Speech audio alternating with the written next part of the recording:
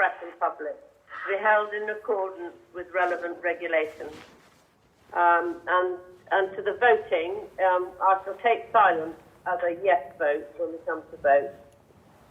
I'd like to welcome our guests. I don't know if they're online yet, but we do have Neil Hamilton and Jason Kahn coming from Audit, and we have Catherine Stilling from Cornwall Spa and Rescue.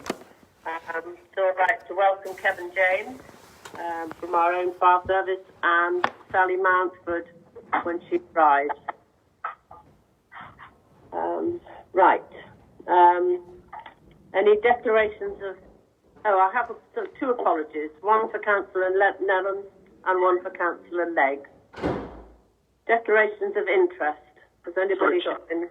Sorry, Chairman. It's Andrew Thomas here. Before we start, can I just go through the list just so the people... yes, I'll do a roll. Yeah, I'll do that. If you'd like to just say present when I call your name. Steve Sims. Yeah. Steve Watt. Councillor Watt. Yes, present. Present. Councillor Marcus. Present. Councillor Smith. Present. Councillor Williams. Present. Paul Masters. Russell Ashman. Aisling Khan. Present. Tom Walton.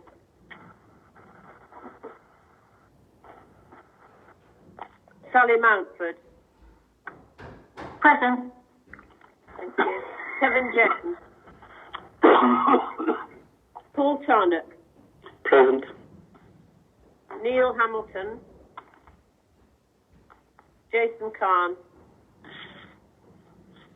And Catherine Stilling. They'll join later, Andy. Okay? Okay. Right. Declarations of interest. Anybody?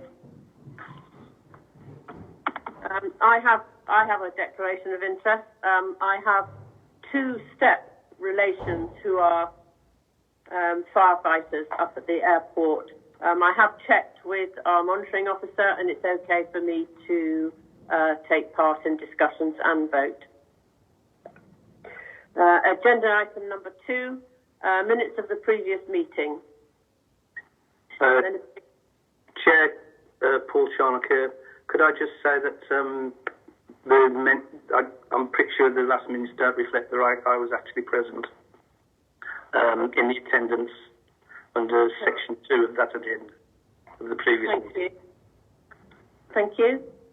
Anyone else? Anything to say?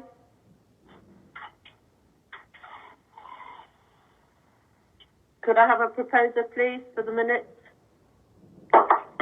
Yeah, I'm happy to propose. Thank you, Councillor Smith. A seconder, please. Yes, I'll second that. Thank you, Councillor Watt. All those in favour? Thank you. You mean any against? Or any against? Sorry. Thank you. No against. Right. That's carried. Agenda item number 3, urgent items. I have none. We'll go to part 1. Health scrutiny. There are no items. So we go to the performance. Agenda item number 4, fire and rescue service, which will be presented by Aisling Khan, please. Right, thank you, Chairman, and good morning, everyone. So I am not going to read this report to you. You've had to do that yourselves already.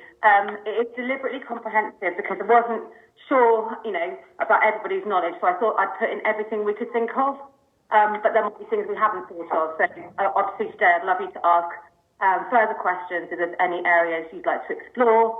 I've been the interim chief executive since April, which coincided really nicely with the global pandemic. So we've obviously the fire service response to COVID took up quite a lot of the first few months. It was very robust, and we have actually been inspected on it. So There'll be a letter coming out shortly. It's broadly positive, but obviously always areas for learning, which we'll embed in our risk management plan. As you are aware, the Fire and Rescue Service is highly respected on the islands and is a backbone service in making our community safe. So it's really important that it has strong governance and that members have an understanding and a reassurance that we are meeting all our statutory obligations. So I've got three colleagues on the line. I'm going to give the floor to you to ask us questions, and I'll choreograph it and I'll hand over to various areas of expertise. As you're aware, we have a strategic alliance with Cornwall Council, so I've got Kath on the line as well, hopefully. I can't see her right now. Yes, please go ahead.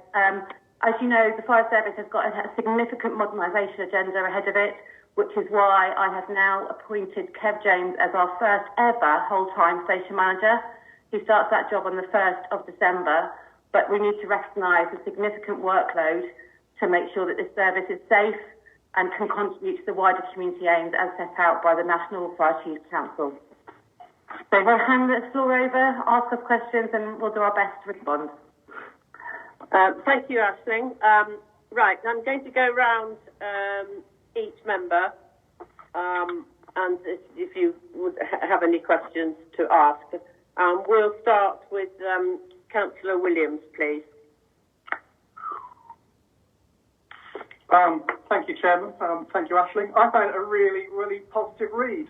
I know we occasionally hear negative comments about council staffing, so I think it's always good to remind the community that perhaps when they're being slightly disrespectful, they're also being disrespectful to people who might be saving their lives sometimes. A few years ago, there was a big push by the former Chief Exec and Chair, I think, to try and identify fairer funding for fire service. And I wondered if that was still on the agenda or still on the cards and being pursued. I noted from the report that an external inspection is due in 2021. So I wondered if there's anything we as members can do to help towards that process. I just also wonder about the inspection framework itself, whether it sort of fits in with our island model, or whether it's the sort of inspection which is a one-size-fits-all, where we struggle sometimes to provide the evidence. And finally, my final point would be that post-COVID, I'd really welcome a site visit so that we as members can perhaps get a first-hand view of some of the facilities and some of the infrastructure which are referred to in the report. So I think they were my main observations, Chairman. Thank you. Aisling, would you like to reply to that? Yes, absolutely. So fairer funding. Obviously, there's negotiations about that settlement for the Art Facility, that, as you're aware of, to encompass all our statutory duties. I think the thing that we're thinking at the moment, because there is a kind of capital investment arc here, that maybe that's something that we pursue with the Home Office. And I cannot guarantee success. Of course I can't, but I think that's where potentially revenue would be really, really helpful, so that we can invest in the long-term replacement of kit and equipment. Then on member support for inspection, but the very fact that you're here today doing this and participating in good governance is exactly what's required. Currently, Chairman of Council is de facto lead member, and he took part in inspection activity recently, and he was well briefed. So I think it's about members knowing their service well, so when questioned, that what you're saying chimes with what we're saying. So I think this paper today is part of like a kind of programme of making sure that you are well informed. Then in terms of the framework, you're absolutely right, Joel, that the framework doesn't necessarily fit for such a small and rural service, but we have a very, very good ongoing relationship with HMI. So they are incredibly understanding of how service works here. They still require us to be really good, but it's a bit like with Ofsted Inspection and Children's Services. We don't fit perfectly, but we have really good flex from the inspectors in terms of understanding where we're successful and so on. So I don't get too worried about it because we've got such a good relationship. A site visit is a brilliant idea, and so Kev and Sally, I'm sure, can arrange that as soon as that's safe, and we can look around all the sites. I think it's really important that maybe we do a whiz round of all the island watches. Thank you, Aisling. Aisling, just one point there. you say that the chairman of the council is the de facto lead member. I thought that the lead member replaced the Scott, the fire and rescue, in his portfolio, and I understand that the chairman of the council is chairman of the Fire and Rescue Authority. Yeah, so that we're all on that. I just wonder whether that could be explained a bit better, because we're ending two members here. Yeah, I think that's something that I can't resolve for you today, but I think that there is an issue, I think, about the breadth of the portfolio held by the lead member for place, and maybe there's a conversation we have separately about what would make most sense in terms of the lead member for the Fire and Rescue Service, but I don't think you need to resolve it right this second. No, okay. Yeah, but it's a really good point, Avril. Thank you. Joel, Councillor Williams, have you any other questions? No, just a public thanks, I think, to everybody involved in the service at whatever level, whether it's frontline or behind the scenes, for all they do to help keep us safe and for going the extra mile. That's my final comment. Thank you, Councillor Williams. Councillor Watt. Thank you, Chairman. A few technical questions, really. I echo what Joel said about the quality of the service and also the very good report as well. A couple of questions on the technical thing. It says in the report that all firefighters are employed elsewhere, whereas they always have over here, and I wondered if that has affected any response times. I think it was one of the questions I did think about, but there's no reflection of response times in the report. So I wondered if they're good or poor because we've got no full-time employees there. The second one is the iFire app. Wondered if there's no explanation of what it does, or is it okay? The laptop rollout was to be completed by June. I wondered if that was finished and okay. And services affordable. That's a really good one. I think I'll leave that for the moment. And finally, in the horizontal paper, it said something about right values and culture. Any plans to embed that within the service? Aisling, would you like to answer that? Yeah, thank you so much. Really good point on response time. So the service, unlike South West Ambulance, it doesn't actually have a nationally set response time. So that's up for local services to agree that, and that's something probably I'll come back to you with. But the national response time is something like, I think Kev can tell me if I've got this wrong, but it's about 19 minutes. We respond well under that. Whenever we do respond to an incident, we have to log that to the Home Office. I think the bit that we need to do a bit of work on, and it's a really good point, is just let's agree together what our response time looks like on the island.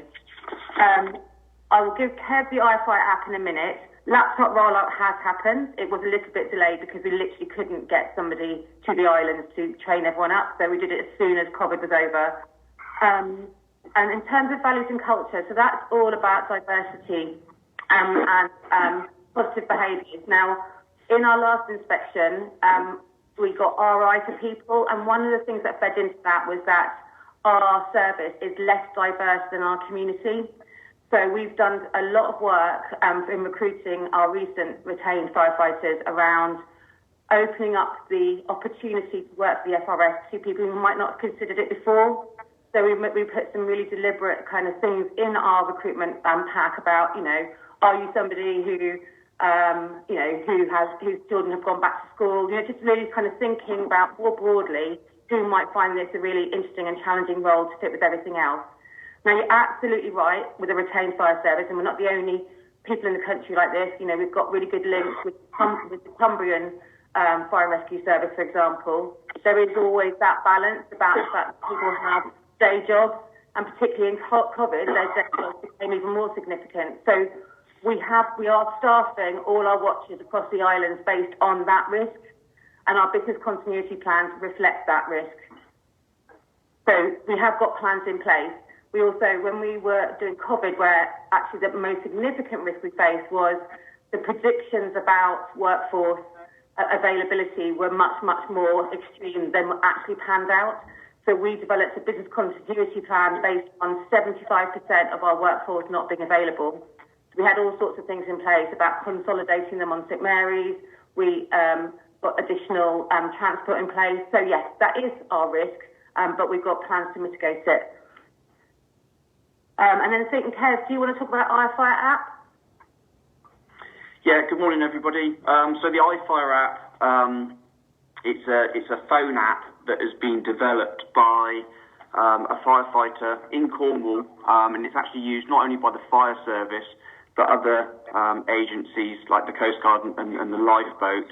And what it enables us to do is to monitor the availability of our crews. So each firefighter on the islands now has the app on their phone, and they can very easily book themselves unavailable, or there's an option to say if they're going to be delayed in their turnout, so that we can very easily just look on our phone and know exactly how many crew we have available at any time. It's something that the HMI highlighted in their last report, that we didn't have an effective way of recording and monitoring our crew availability.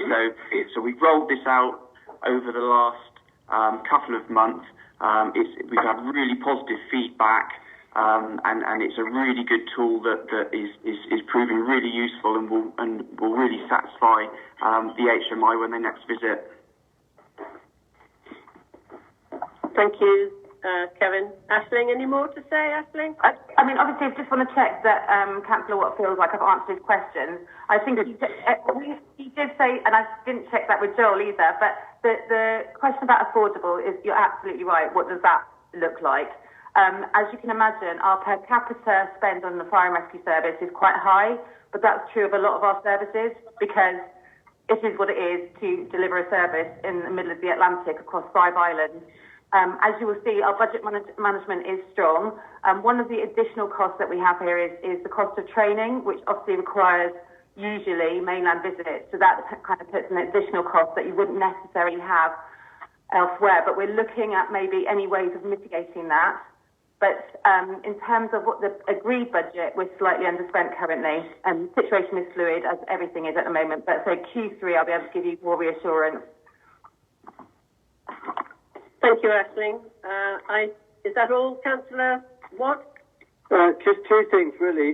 I like the idea in Aisling's comments about diversity. It's always very difficult in Scilly because there's such a small population to draw from.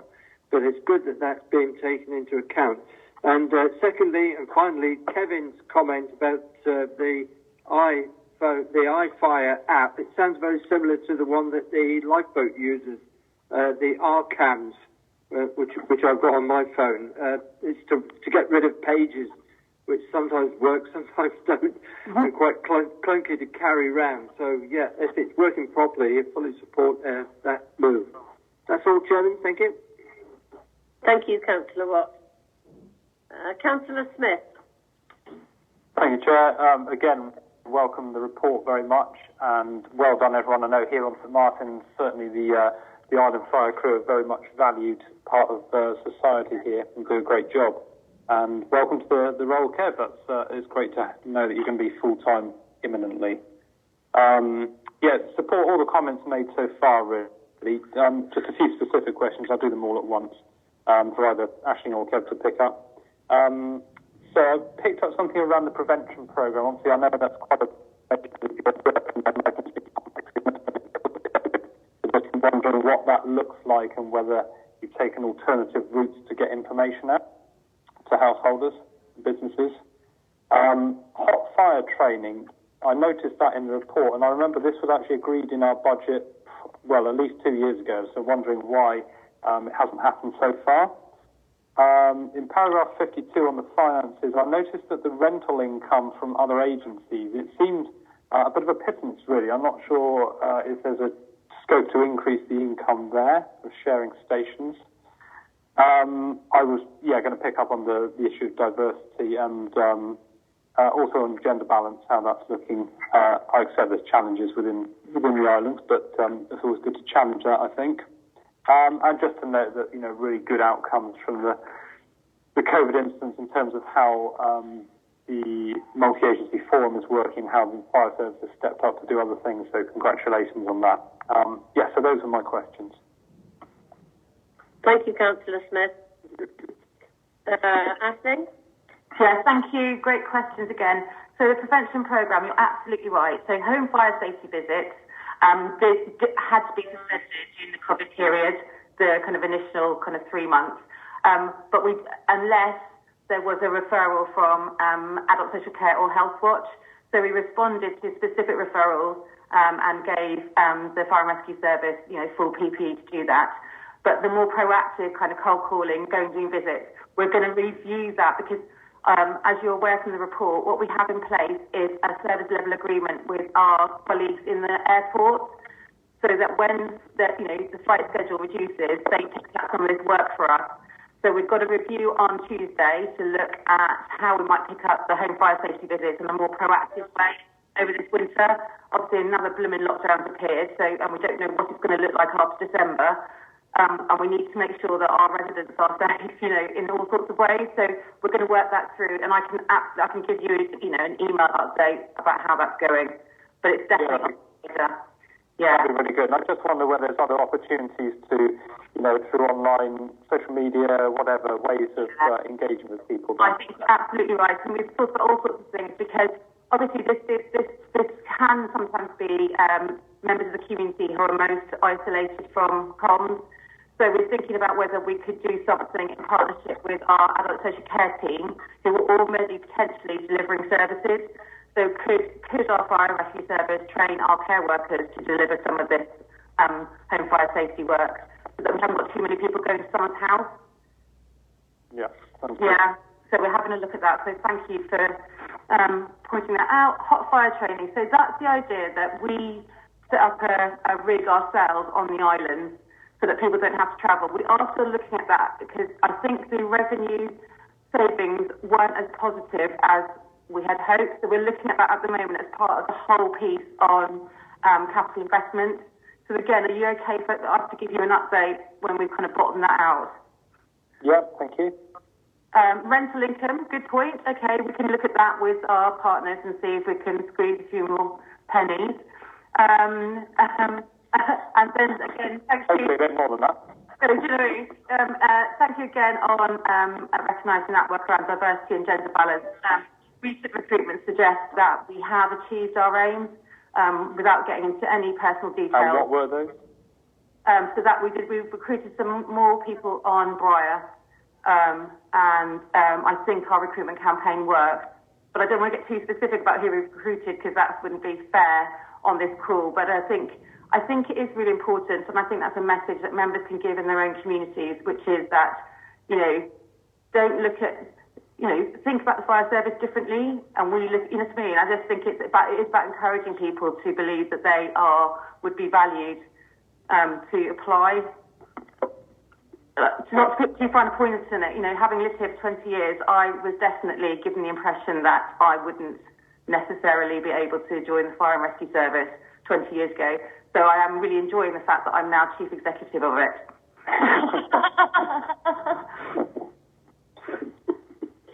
Thanks for those answers. Okay. Thank you, Aisling. Councillor Smith, is that all you wish to ask? Yeah, that's good. Unless Kevin has got anything to add to that at all. Kevin, anything to add? No, not really. I mean, as far as the diversity side of things are concerned, we've got lots of ideas to, when we get through this COVID period, we've got lots of ideas to, hopefully have open days at the stations and try to encourage, the wider community to come and visit, see what we're about, see what the modern fire service is about, meet the crews, come and have a go, so that when we do have vacancies available, we hope to draw on that wider range of applicants. So that's all I've got to add, really. Yeah, I think that's really positive. Yeah, thanks. Thank you. Thank you. Councillor Marcus. Cheers, thank you. One operational question, then a couple of more questions about the report. Just noticed in the figures at the end of the report, Tresco seems to have more fires than anyone else, double the amount of St Mary's. Is there a reason for that? Are we directing some resources there to ensure that that doesn't happen again? In the report on paragraph 22, under paragraph 22, the RRO, it ends with proposing additional resources to improve or increase that function. What is that actually going to look like? And to echo kind of Steve Watt's comments, in the inspection, there was a lot of orange in that of things that are going on or being completed at the moment. How are those going? Are there things that are going to be tricky to do there? Are there things that you want to talk about that have been completed? That's it. Thank you, Councillor Marcus. Aisling? Great. So can I let Kev answer the one about Tesco? I think that's just because that's how it's not statistically significant potentially. But Kev, do you want to answer that one while I try and find paragraph 22? Yeah, I think there's certainly, as far as Tesco is concerned, there's certainly no patterns. There's nothing, untoward that we need to be concerned about. All the fires or any of the fires that they've had that have warranted fire investigation has been carried out by Cornwall Fire Service. Usually what happens if we have repeated fires of the same nature, or even automatic fire alarms, if we have repeated automatic fire alarm calls to the same properties, then actions are taken. So although, it might suggest that Tresco are having more fires than some of the other islands, it is certainly monitored, and that is monitored through fire control in Cornwall and through the fire service in Cornwall as well. But other than that, we've certainly got no concerns. Thank you, Kevin. Aisling? Hello, yes, I found paragraph 22. Thanks very much. So yes, so the RRO, that's all about protection. So we do delegate that to Cornwall, and there's a scrutiny meeting at Cornwall Council and Paul submitting evidence. So it's a very robust service, and we've delivered it well. But I think as our own understanding of risk on the island has matured, I think we're going to, in the SLA, we're going to increase the number of hours. So protection is looking at where are your risky buildings. So that may well feed into, our earlier conversations about Tesco. But where have we got risky buildings, and what support are we giving to the responsible officers in those buildings? So that would be looking at things like your big hotels, etc. So locally we decide where we need to put in some additional support to make sure that they've got all the plans in place. So again, that was something from April to June got put on hold because there was going to be some, specific visits, but we couldn't make that happen. So we have now with Cornwall developed a desk-based product. So we're picking it up. But as we get better at it, it's always a way. We now think we need more activity. So we're going to put in the SLA a few more days from the protection team so that we just get better, basically. It's about an improvement trajectory rather than... Is that going to affect, or are businesses and organisations here going to notice more communication with the fire service with that? Yeah, absolutely. Yeah. I mean, to be fair, it's all part of the whole business program that we do with IP and other partners, and Learn Silly. It usually forms part of that whole week of workshops that are done at the beginning of every season, looking at a range of different duties for the visitor sector. Mm-hmm. Usually we do workshops and give loads of information, but again that didn't happen. So again we're just thinking about how do we reach people when we can't necessarily visit them. So it's an ongoing piece of work. Good, that's reassuring. And just the last bit about the inspection, a lot of orange on that. What's good, what's not so good? No, that's not the inspection. That is our response. That's all right. So again, I think that's a really good point, and I've been reflecting with Kev over the last week that so basically orange is good. It's all on track, but I think what would be really helpful when you look at the action plan again is to actually put the end date. So yes, so you know how far off the end date. So basically what we're saying with the oranges is we'll definitely get it done within the time frame. The one thing we haven't got done is the implementation of the National Operating Guidance. And I think I've put that in the report that we're going to that's a piece of work I really want to focus on in the new SLA with Cornwall. So that's basically all about the streamlined guidance, so you don't have to, because basically guidance used to sit in various places, and they've brought in a thing now, so it's completely standardised across the entire country. And we just need to embed that. It's not difficult, it just requires some kind of, focused time, and that's partly why I wanted to have a full-time station manager to get that bit of work delivered. But there are no concerns on the delivery of that action plan that they won't be done in the timescales, but I don't think that's clear by having lots of oranges. Is that helpful? Yeah, I would agree with you with that. Was the one thing that you just mentioned there, is that going to have an impact on operational delivery at all, or is that more of a desk-based?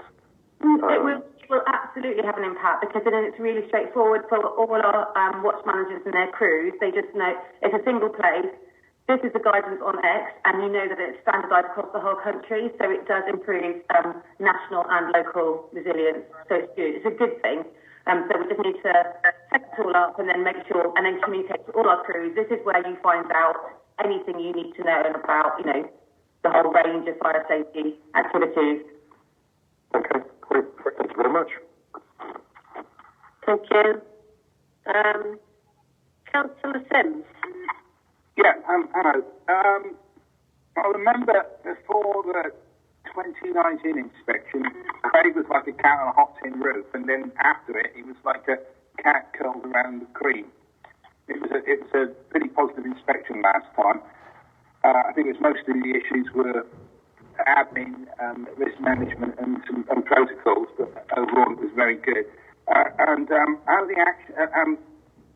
have we moved on from resolving some of the issues that HMI had last time? So, yeah, you're absolutely right. It was a very strong inspection. So the challenge for myself and Kev is to make sure that where we got good, we continue to be good. So that action plan is all about that. So it's maintaining what's good and then improving where there were areas for improvement. And that was mainly around the people bit. What's quite good is that Cornwall, our colleagues in Cornwall got good for people, so we can draw on their expertise. And that was a lot around business support, you're right, and we have got a fantastic business support officer now who's dedicated to the service, Ms. Sally Manford. And then we also, as discussed earlier, have started looking at our recruitment programs and so on.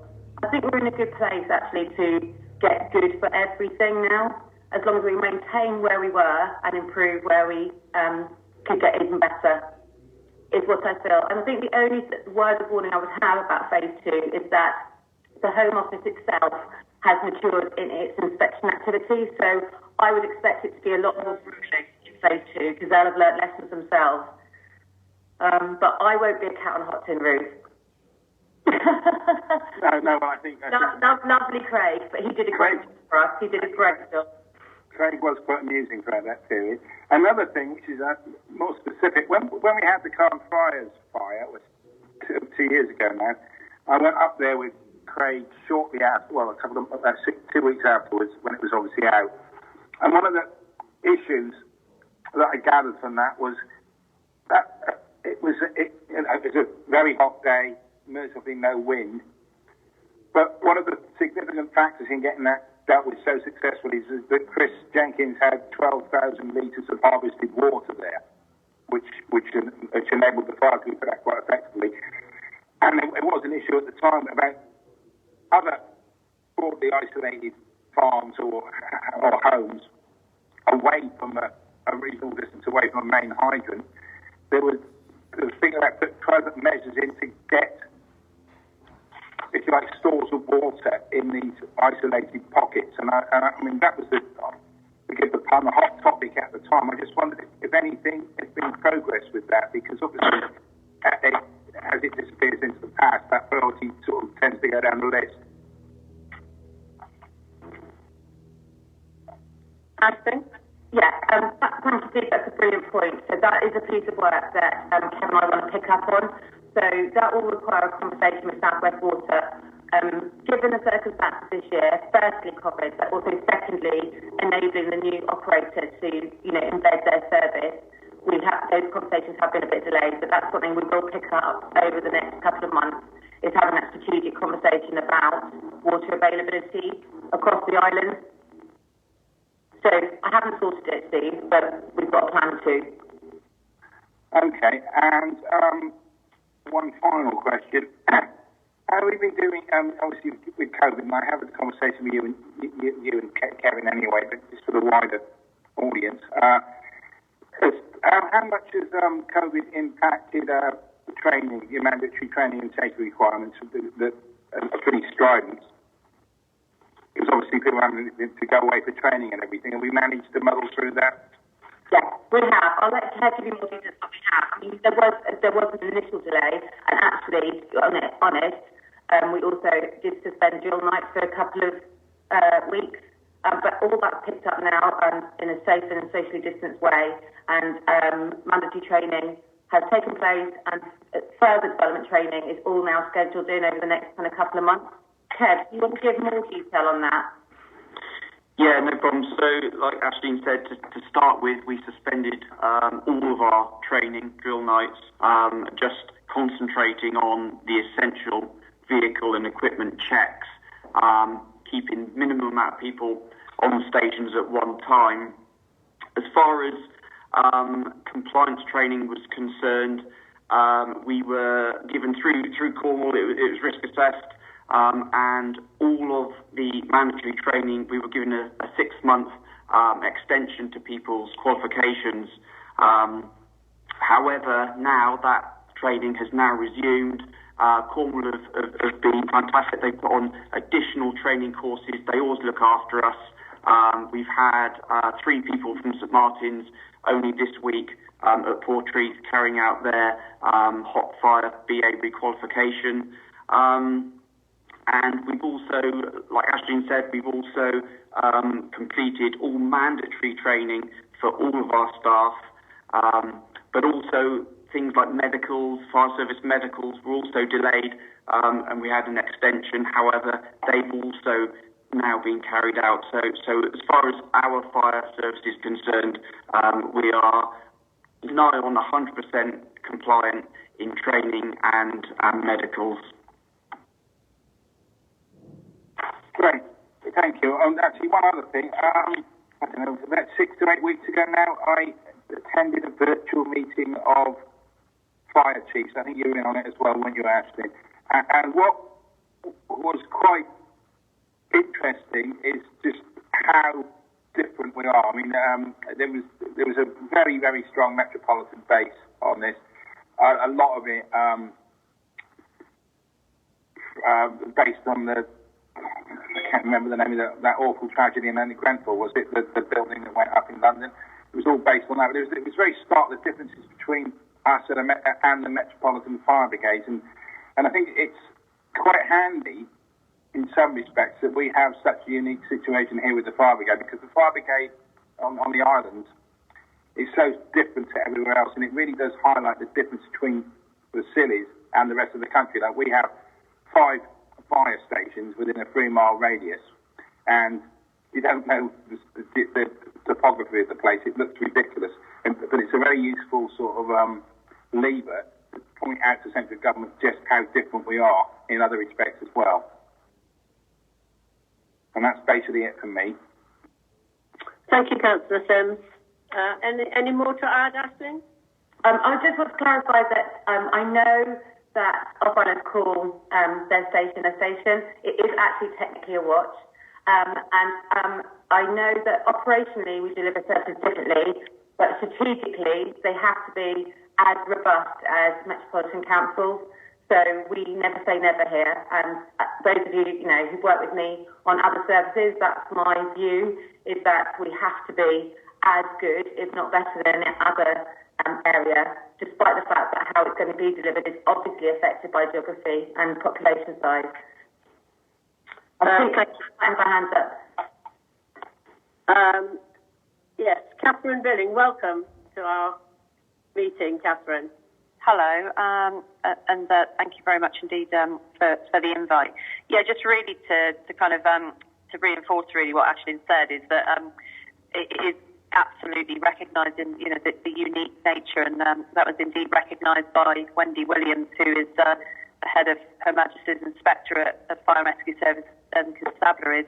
However, it is essential that we all, however unique we are, comply with the national guidance and the national regulations that are certainly coming out of fire and rescue services. And whilst Grenfell was indeed a massive tragedy, and there is that focus nationally on high rise, what we're certainly finding is that it's actually high risk we should be focusing on.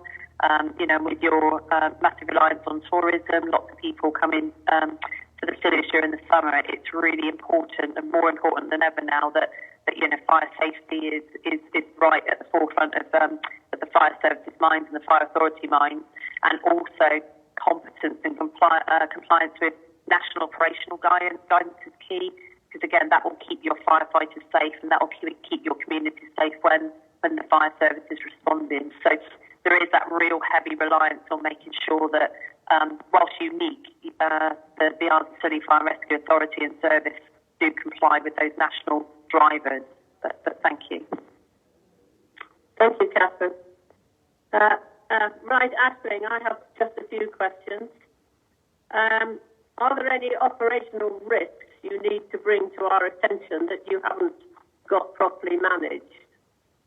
Actually, no. I think the only thing that I think we need to pick up, and I haven't put it anywhere here, is that whole issue about water. So thank you, members, for raising that. Enabling to air that, so that'll go on Ked's long list on the 1st of December. Right. And is there anything that you need from councillors? You've done it today, so everything you've done today is exactly what I need. So we can demonstrate and give evidence of really strong governance. So that you are discharging your duties as a Fire and Rescue Authority. And I hope you feel that your officers have participated in an appropriate way to your scrutiny. So if you feel that, and that can be recorded, that would be really helpful as well. I think if you can continue to be the passionate advocates of the service that you currently are, if you can have conversations with your constituents about thinking about becoming, working for the Fire and Rescue Service, that's great.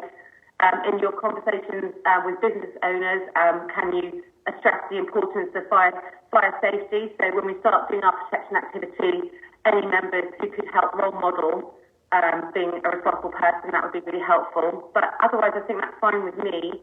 Kath, is there anything else you think we need? I think for myself, and I know one of the questions that was raised was around the future of elected member kind of training in relation to roles and responsibilities in line with what it means to be the fire authority. And I'm more than happy, when appropriate to do so, potentially following elections. There is local government association training, and our push is definitely going to be to get that done virtually, which would mean we'd all have to go to Coventry University to kind of have that training. But it's very worthwhile. It really does lay down the roles and responsibilities of really strong and effective scrutiny. But, as Ashley said, really just being amazing advocates and providing the scrutiny you have is indeed perfect. But we can certainly explore opportunities to provide that additional training if that's something that you would like. That brings me on to perhaps an added recommendation could be that following the elections in May, an induction into governance expectations and requirements of the FRAs in England to provide to members that includes decision-making by full council as the FRA, including the determination of local operational matters. If I could just read them all out, and then the expectations and requirements of the FRA are set out in the Fire and Rescue National Framework for England. What reports the FRA can expect to receive, and the benefits provided by collaboration agreements with Cornwall Council. Would that be a good recommendation to put into this meeting to go to full council? That would be a perfect recommendation, I think. Yeah. Good, Avril. You are doing a good job here. Yes, just one last question, Aisling. How is the support from Cornwall Fire and Rescue Service going? Oh, they're awful. They're just fantastic. They are utterly responsive, really understand it. We couldn't do it without them. They represent an effective use of resource. We're entirely positive, and I think I said earlier that Paul is providing some evidence for Cornwall Scrutiny on the fire protection service in Cornwall, to whom we delegate those duties, and again, that's really positive. There's always more we can do, and that's why Catherine Fillon and I are going to sit down together and discuss, how the FAO looks going forward. But yeah, that strategic alliance is an essential linchpin of this service being safe.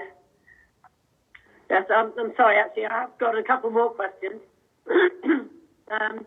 What is the decision-making responsibilities of full council as the FRA? For example, the power to exercise discretion in providing other services. Is COVID-19 a good example of arguably not discretionary? COVID-19 is definitely non-discretionary. COVID-19, I think, probably, if we look at that national risk register now, it's become one of those ones that's right at the top. I think there's 7 national risks, and with the pandemic, it's one of them. It's certainly non-discretionary. It's impacted significantly on public services and the fire and rescue service to carry out their duty, their statutory duties. Absolutely, Chair, you're completely right. It's non-discretionary, absolutely. Thank you. Also, the statement of assurance should be produced annually. Surely it must be produced annually. And will that be available for the public to see? Will that be put on the website? Yes, Chairman. Yeah, and sorry I brought it too late, but I wanted to embed it in a kind of wider think piece. But we can. I think there's one little typo we need to clear up. But if you're happy with it today, if you could recommend to full council that it be approved as the Fire and Rescue Authority, I was thinking the January meeting, and as soon as that happens, we'll publish it for public consumption. I've just got. Sorry, I just need to. Right. Yes, we've got in January the COVID-19 inspection letter, right, to come to January.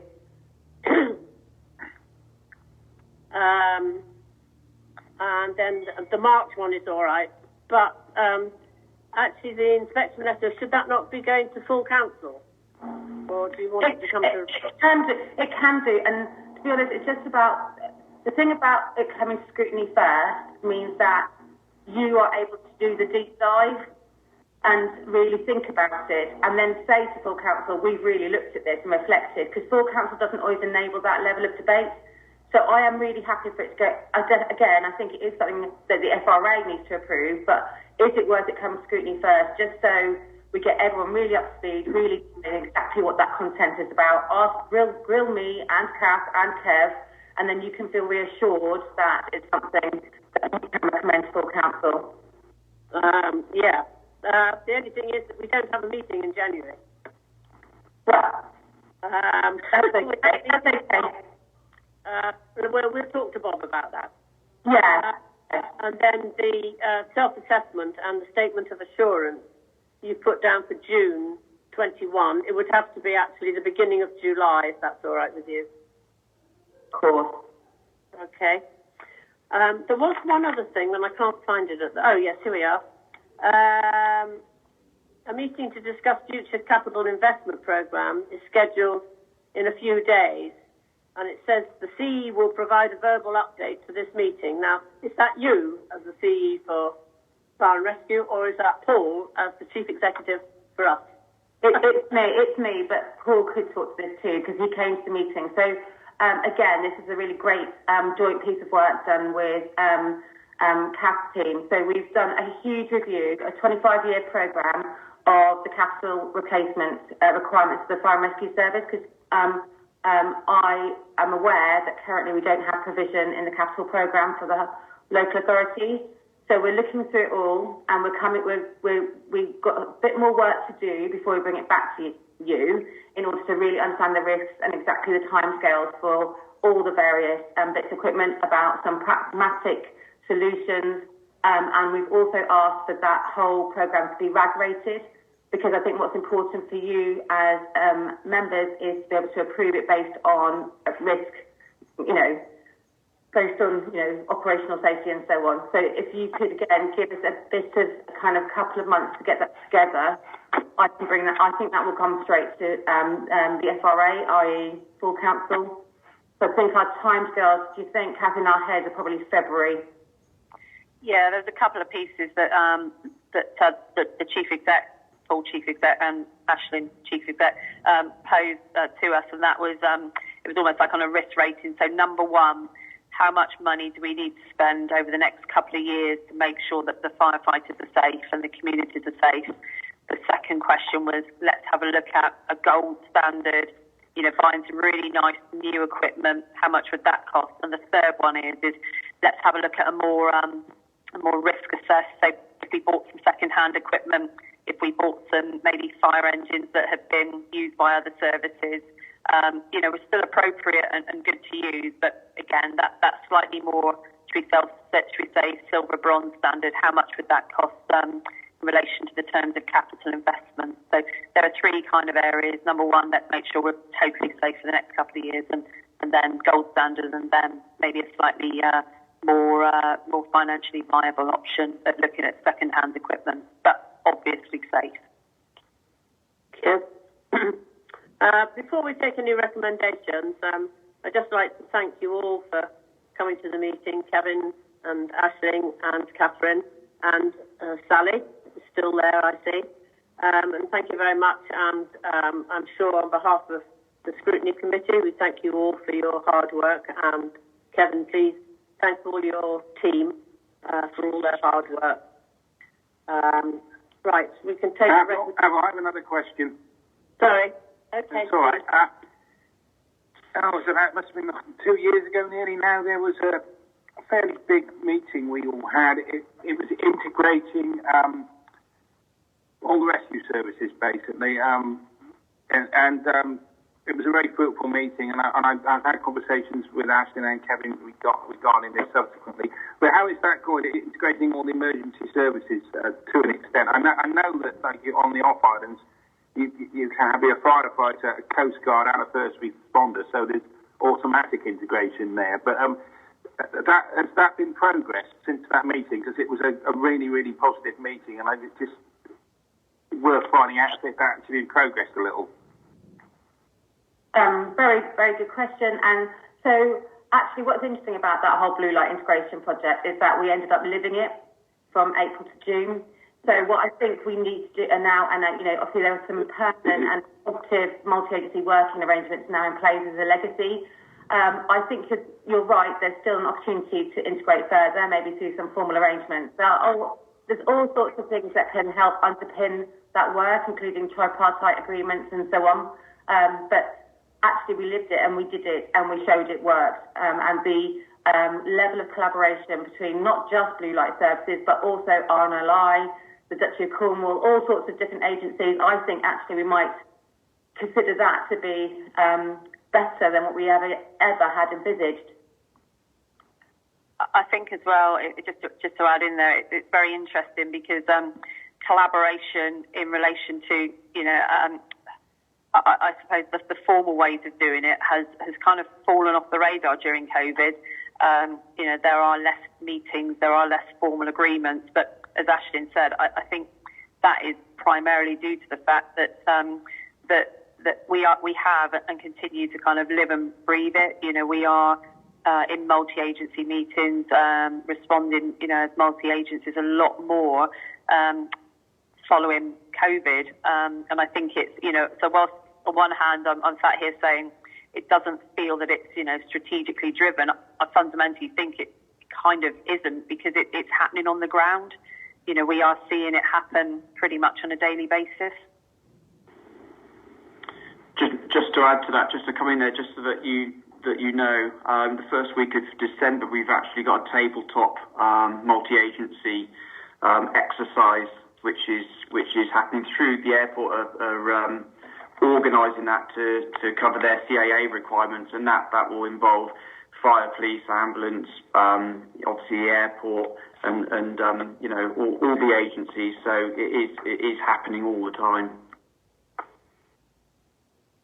Yeah, thank you very much for that. I remember the last conversation I had with virtual with Ashley and Kevin. It was not so much tripartite as a quad or quinpartite, I think, with the number of things we got going here, and it's all going very well. And I'd just like to reiterate my thanks to all huge amount of work, not just with the inspection, but just the day-to-day running through this last 5 or 6 months, which could have been hellish. And I think it's worked out very well indeed, because it worked out very well indeed, because everybody did so much work and was so effective with it. So thank you all. Thank you, Councillor Sims. We'll take the recommendations. We'd like to add another recommendation. So, Andy, have you got what I said? Not word for word, Chairman. That was quite a long time to spoke for. Shall I read it out to you? I can always get this from you afterwards. What's important is that the members who are about to vote on it understand what it is that you're asking. Right. Do all the members understand what it is? Can you repeat it again, please? I'll repeat it. Okay. That following local elections in May 2021, an induction into the governance, expectations and requirements of the FRAs in England is provided to members that includes decision-making by full council as the FRA, including the determination of local operational matters, the expectations and requirements of the FRA are set out in the Fire and Rescue National Framework for England, what reports the FRA can expect to receive, and the benefits provided by collaboration agreements with Cornwall Council. Could I have I think I have to have these proposed and seconded, don't I? Yeah, I'm happy to propose all three. Proposal, yeah. Could I have a second? I'll second it. Thank you. Anybody not in favour of this? So that's carried, Andy. Lovely. So that comes in as recommendation 3. So can we take recommendation 1, that members note the report, recommendation 2, that the statement of assurance and the Fire and Rescue Service improvement plan be recommended for approval. So, Chairman, I took it that you just agreed all three just then and voted on them. Okay. Just if any members don't think that that's what happened, then please say. But that was how That's my understanding. Yeah. Okay. So could I have a proposer, please, for all three? I thought we've just done that. Have we? Oh. Yeah. So we did it all together. Okay. Right. Thank you very much, everybody. Thank you once again for attending. Aisling, Catherine, very welcome. Nice to meet you. And Kevin, very nice for you to have joined us. Thank you, Chairman. Really good meeting. Thank you. We now go on to agenda item 5, the Health Watch activity update, and I would like to ask Paul Charnock to present this paper, please. Thank you, Chair. First, can I confirm that you can hear me? Yes, we can hear you. Because I've lost all visual. Can you see me? Yes, I can see you. Okay. I can't see anything that's going on at all, and I was too concerned to actually press any buttons or anyway, I shall continue and give a verbal report if even though you can't see me. And can I say that with Chair's permission, I will be leaving the meeting at the end of this item number 5. Basically, our work continues. Medical travel meetings transport and travel meetings have restarted after a period of suspension, mainly due to COVID reasons. We've picked up on some older issues such as patients discharged late at night, and issues that surround what seems to be sometimes quite a complex arrangement for people to be discharged. It's a large organisation, Trelisk and its sister hospitals. Many people attend as patients. It can be quite complicated, and so things sometimes go wrong. These matters we refer now to the patient experience section of Trelisk, who we have good relationships with, which are improving, and it helps them to investigate any issues that arise with them. We've also worked on reducing the need to travel, which RCHT have also joined in with this work across all their specialties. And it's pleasing to say that X-rays have been moved to Thursdays, which obviously is great assistance to those members of the community on the off islands. I mean, yes, maybe that's partly due to little or no flying from Newquay Airport, but it is something that we hope we'll be able to continue through the future when the problems that we are experiencing today have disappeared a little. Physiotherapy, that is, as explained here, it's ad hoc service. They're doing pieces of work on a virtual basis. That there's a limited service if it's felt as if it's required. We're going to continue to raise issues that arise with us to physiotherapy in the future. Off-island travel, we have a mini survey out at the present moment, which we will be closing in a couple of weeks. So far, we've had 6 responses. We're hoping to get more to highlight any of the difficulties that are experienced and the extra expenditure, particularly of people travelling from the off-islands to services on St Mary's and or the mainland. Arranging travel, we've completed a number of posters and leaflets which we hope have been well distributed across all the islands, which help people through the process of arranging a medical hospital visit.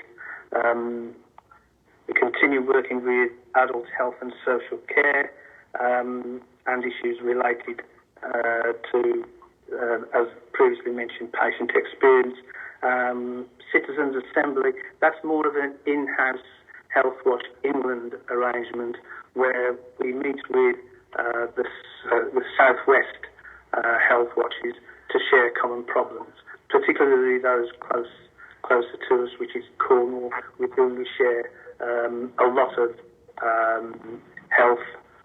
certainly health resources such as RCHT and community provision. We are now working with children's services for children, families who have children who may have special education needs. So we're going to be making a contribution to that to that group if and when required. And we continue with our relationship with Macmillan Cancer Support, which is quite strong. Again, working with people and staff at RCHT and locally. We have a mini survey out on people's experiences of having to cope with cancer, particularly during this recent period, particularly noting that some people are going to have to travel on a regular basis for chemotherapy or other related therapies, provided mainly all of them on the mainland. Work with services, our work continues there in our relationship both locally and within Cornwall. We have a new dentist, and as soon as we can, I'm sure that we're going to be making some sort of introduction to the arrival of the dentist and his family. With coronavirus, we continued our work in making contact with members of the community who may, to a greater or lesser degree, have issues or problems or be at risk in some way, or particularly just being isolated, loneliness. I think it was initially raised on this morning's news programs. Loneliness is a terrible thing, and it leads on to issues with regard to mental health. And we hope that we're making a contribution in maintaining contact with people and, when necessary, performing small tasks. Our list of volunteers will gladly do simple things, maybe, such as collection of newspapers, a little bit of shopping, etc. But also it's a bit of a personal contact as well. It's somebody who just breaks up the day, particularly if you live by yourself. So we've got a figure of it's around 30 islanders who receive a chat or have a chat with our staff, and it's indicated in the appendix that I think there's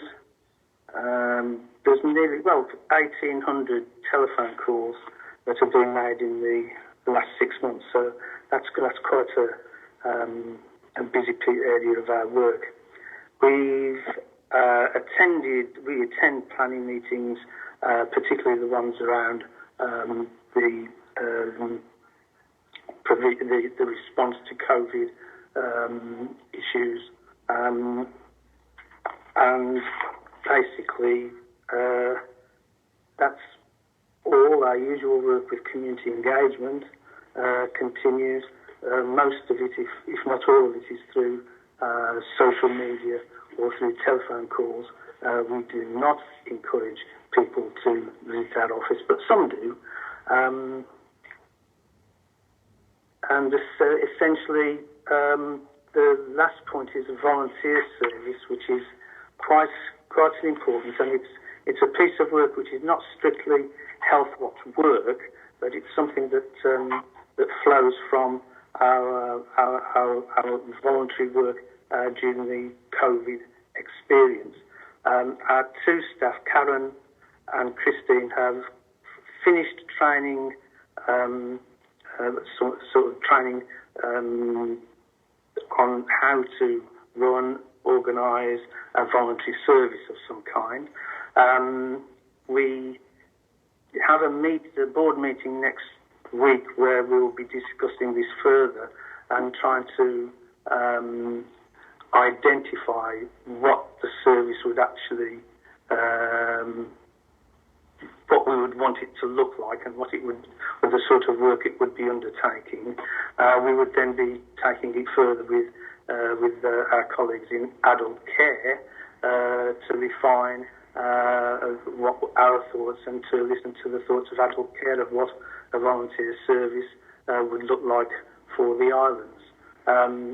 That will be that's an extra piece of work to our normal sort of run-of-the-mill workload, but one that could well be of great benefit to people in the future. So that's a work in progress.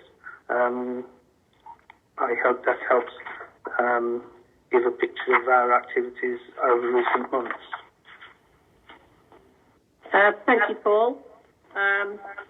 Yes, and our thanks go to Catherine and Karen for all the work they do for the volunteer system. And talking about that, I believe that the the volunteer system that you have in place, because it's not,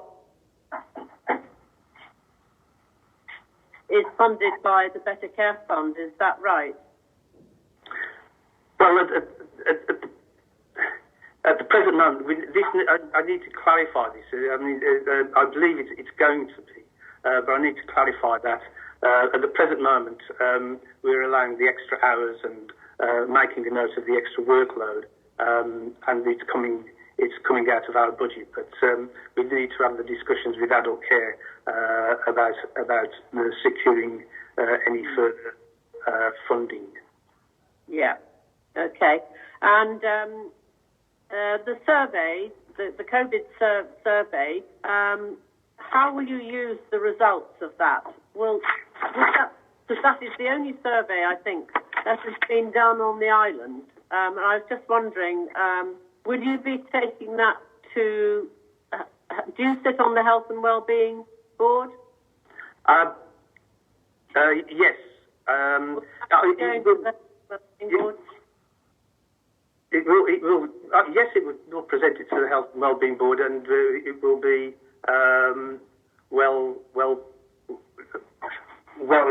shared well with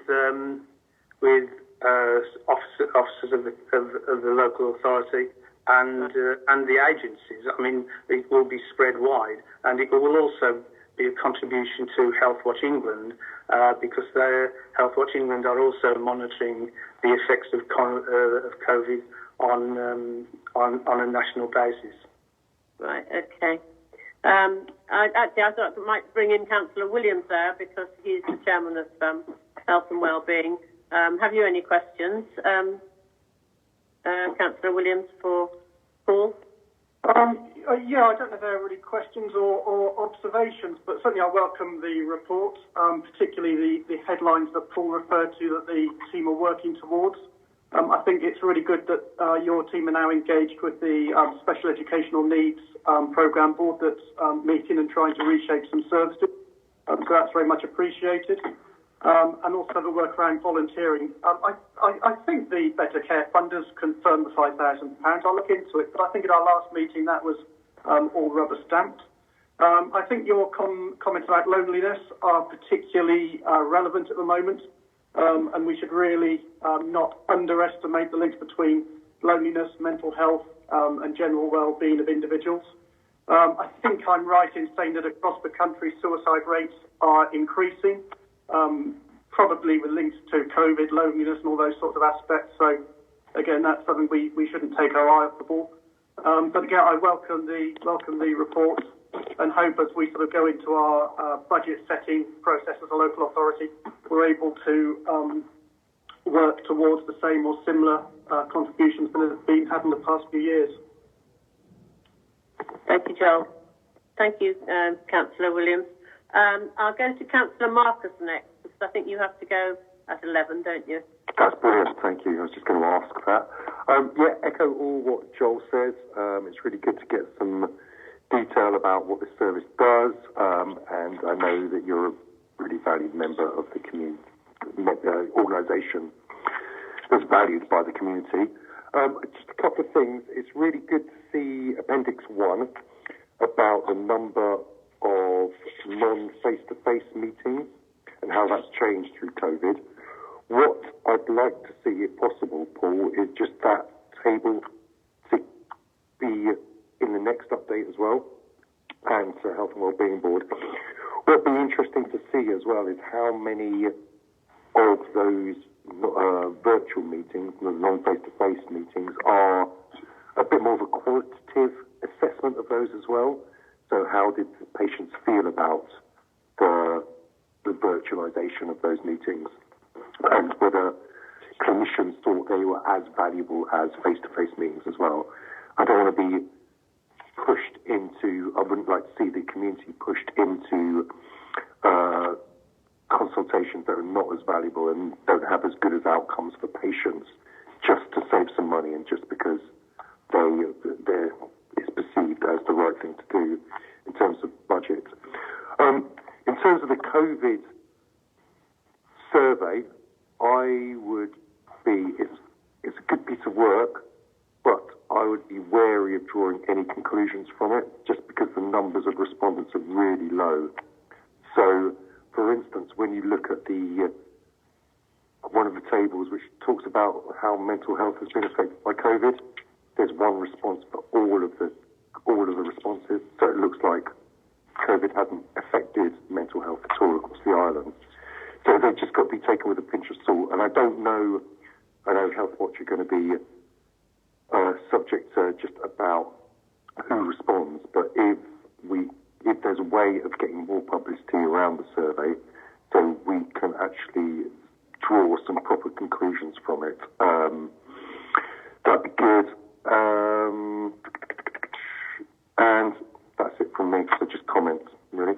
Thanks. Thank you, Marcus. Yeah, could I just respond to that and say that we try quite a number of methods, leaflets, handouts, and social media, a word of mouth, and elected members for the. We've consulted with elected members who represent the islands and have their assistance in promoting our surveys. I think one thing that we haven't been able to do this year because of COVID and because of guidance from Healthwatch England is face-to-face work. And what we have wanted to do is present ourselves on the islands, visit each island at least twice, and in a way harass members of the community or anyone who may be there to sort of say, hey, we're Healthwatch, promoting our presence and promoting what we do. We would Catherine and Karen were particularly looking forward to being a sort of a pop-up stand on Port Cresser with our flag to more or less do the same sort of thing. So it's getting out to the community and mixing with the community and promoting ourselves, but promoting what we do, part of which would be please take note of our survey and respond to it if you can. We haven't been able to do that. And social media is helpful. It's not the perfect answer because it doesn't reach all the parts that we would want to, or all the people we would want to reach.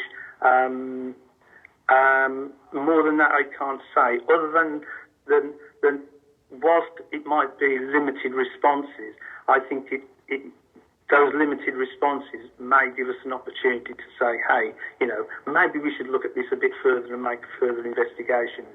If one person's experiencing issues, then in certain circumstances, I think it's safe to say, well, other people could do as well. So then that's why we need to share it with Scrutiny, Health and Wellbeing, and agencies to see whether the problems really do exist. That's the end of that. Thank you, Paul. Councillor Smith. Thank you, Chairman. Again, welcome to the report and obviously your hard work at Healthwatch, so thanks to everyone there. Great result on the X-rays, that's really welcome. Thank you for pressing that one. And I think we have to make sure we work to keep it that way because it's about accessibility for off-islanders to get to St Mary's for services, which feels really, really important. I noticed the comments on the physio, and it seems to be we're up against a similar issue in terms of their availability to get over. I think that probably needs challenging. I'm sure you have done already, but, I would sort of throw the flag for off-islands.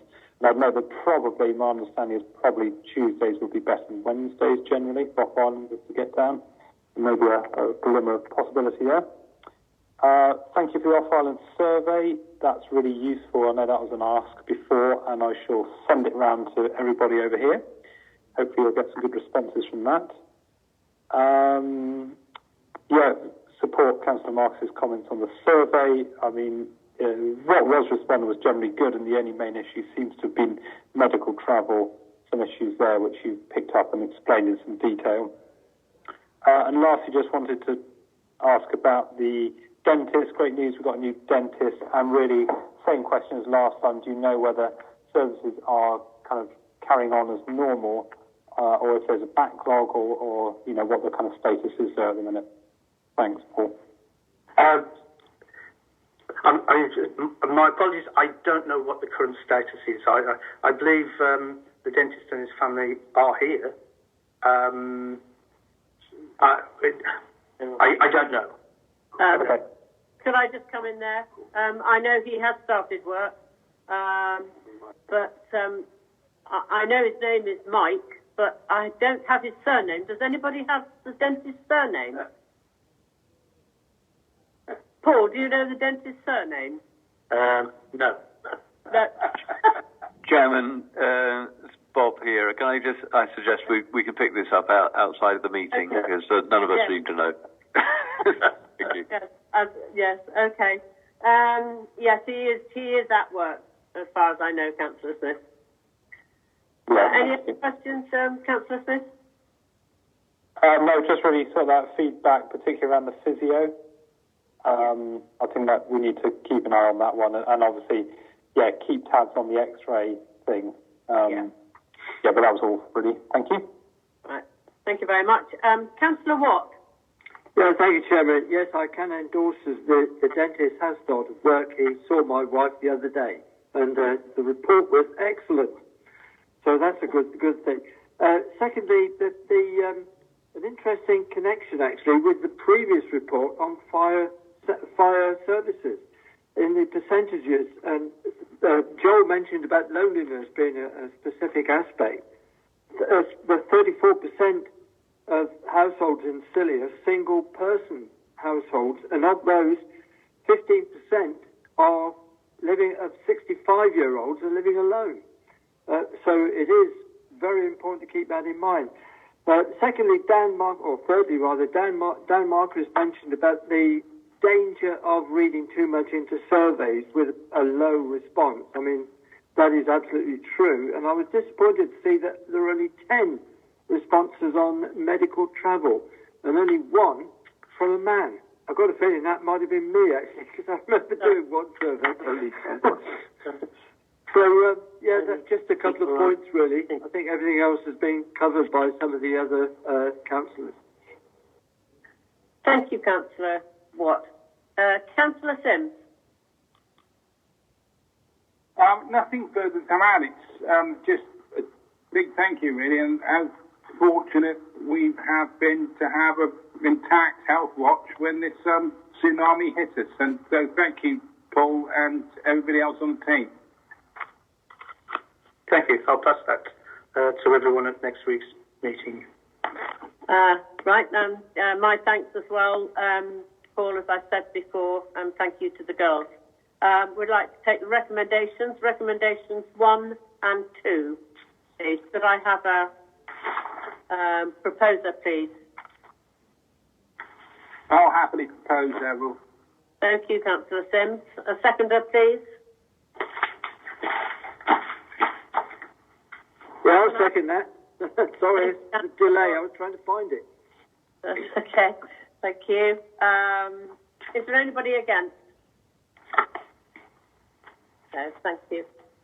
Thank you very much, Paul, for your attendance. Pleasure. Enjoy the meeting. Thank you. Excuse me.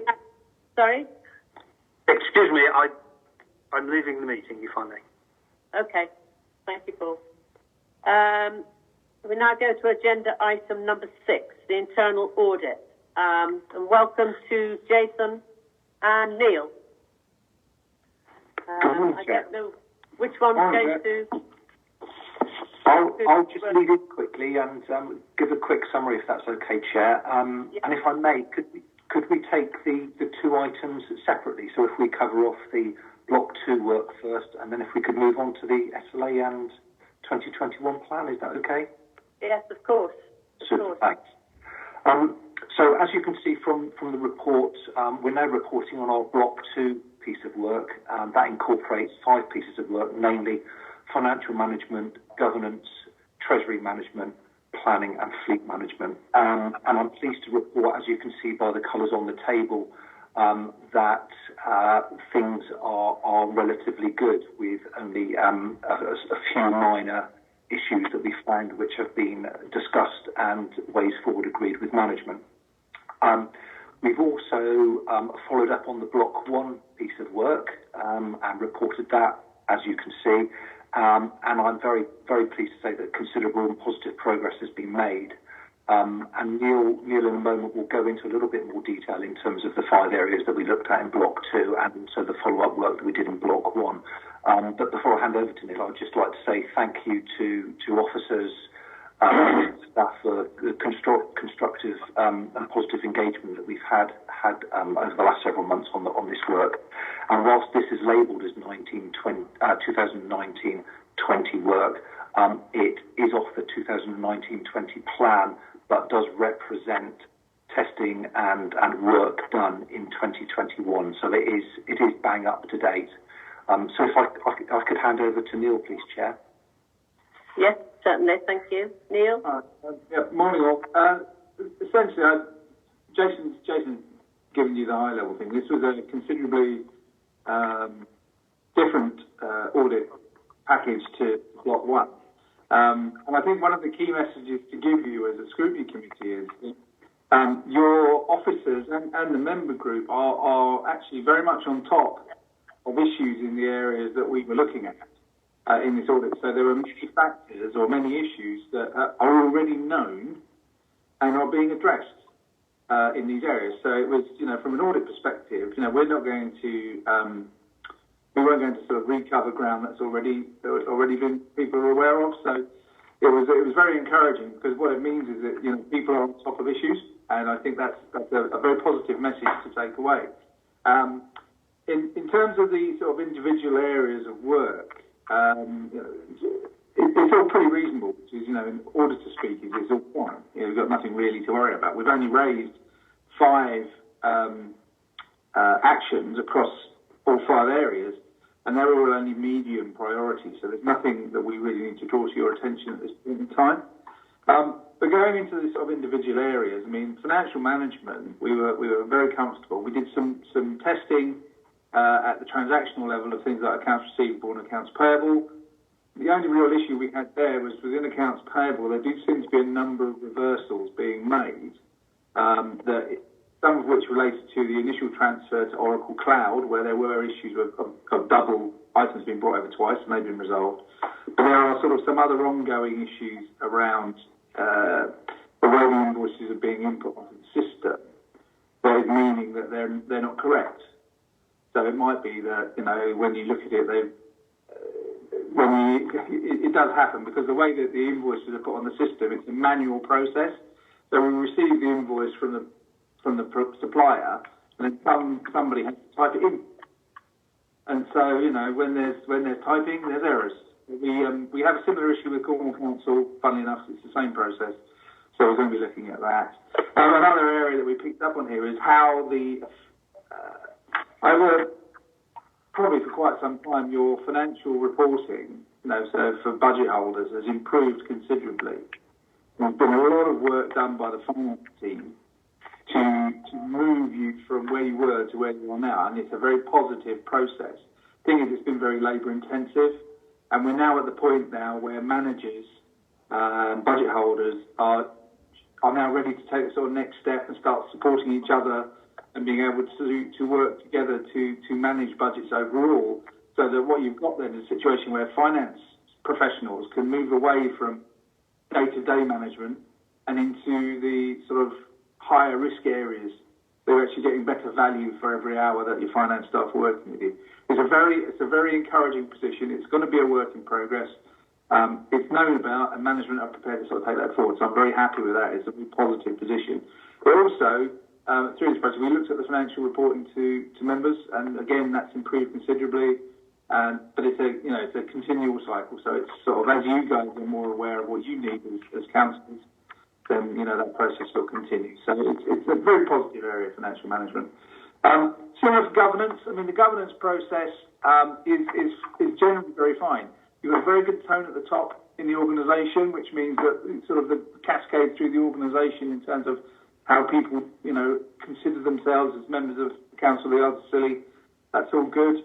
There are issues, they are known about, in terms of further developing the governance structures and procedures. We didn't really raise a lot of points in this area because of that. Policies do need updating, but that's a known issue and it is already a work in progress. So, happy with where that's going. What we will do in this area is come back and look at it, not in the next tranche of work, but probably subsequent time. So when we look at work for 21-22, we will revisit the governance. But at this point in the game, I'm sort of very happy with where you are in terms of your governance procedures. Treasury management, nothing to say. It's all absolutely fine. There was only one major transaction in the period, but your processes, the reporting, are all in line with requirements. I'm very happy with that. So that's congrats. You've got a substantial assurance in that area. So it's a bit of green to take away. Similar with planning, actually. Planning, the only real issue is the fact that your local plan is still not finalised. And that, again, that's a known issue. It's just something that, from an expectations point of view, we will expect that to be done. But we know the situation. We know that it's being monitored externally. So, again, it's not something to be concerned about because it is in progress. And, central government are aware. So it's not something to worry about, but it does mean that rather than, substantial, it's reasonable. Fleet management, the only reason we sort of come up with a limited on that is that potentially there's an opportunity for the organisation to maximise its value from its fleet. Now, a lot of your fleet vehicles, some of them are getting on a bit. You've got, coming in, you're going to have these electric vehicles coming in as well. So there's an opportunity at this point to actually consolidate fleet management. And by that, I don't mean suddenly moving all the vehicles into one spot, but actually taking a leadership role, which I think Eddie Williams has said he's bang up for doing. So somebody is taking oversight of all fleet assets.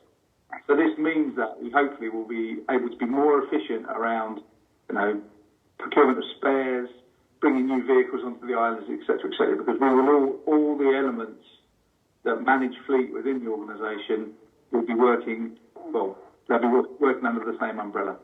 It's a good opportunity. We sort of have to see how it works.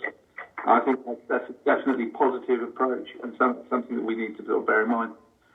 And just go through the Block 1 audit follow-up. I'm very pleased with progress. I think officers they've taken things very seriously, responded well to the recommendation, the actions that were agreed, and taking action. The area that I picked up particularly on is information governance, where we went from a broadly standing start to actually now being in a very positive position. Information governance, again, is one of those areas that never goes away, but it is something that I feel that you've moved on considerably from. The other areas that we were looking at in general terms, the partnership work is ongoing. The whole review around the collaboration agreements is